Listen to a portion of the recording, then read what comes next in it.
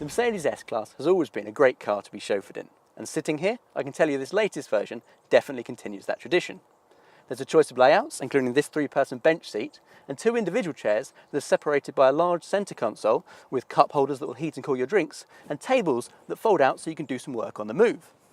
You can even specify a pack that lets you move the front passenger seat right forward out of the way, so the person behind can recline their seat to almost 45 degrees and bring out a footrest. Now, as you'd expect from a luxury saloon, the interior is beautifully finished, with lots of high quality metal detailing, double stitched leather and bespoke switchgear. However, the cabin also feels very modern because the dashboard is dominated by these 2 giant displays that show everything from your speed and sat-nav instructions to the entertainment menus. As in other Mercs, you scroll through the various menus using a rotary dial that's positioned between the front seats. This time though, the shortcut buttons are positioned by that dial rather than up on the dash. This makes them easier to find and to use. Some of the buttons even have raised brow-like dots, which helps you tell them apart simply by a touch.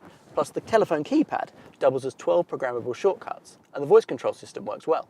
Finding a comfortable driving position is easy too, thanks to an electrically adjustable seat that moves every which way.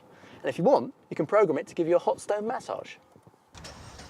Pick of the range is the S350 BlueTech, which is what we've got here. It delivers effortless performance and is one of the most refined diesels we've driven. Now the same can't be said of the engine in the S300 Hybrid, because that's actually quite gruff and it transmits some vibration through the pedals.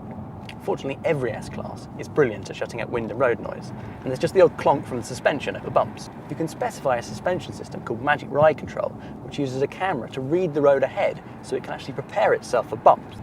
Even the standard setup provides a very comfortable ride though, and the S-Class is actually surprisingly agile for such a big, heavy car. You might want to think twice about employing that chauffeur after all.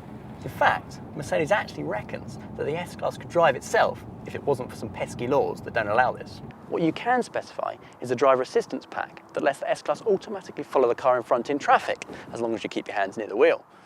So, like previous versions of the S-Class, this one is a technological showcase, but Mercedes hasn't forgotten about the simple practicality. You get a large boot that's easily big enough to swallow your golf clubs. The S-Class is also one of the most refined, comfortable and luxurious cars on sale today.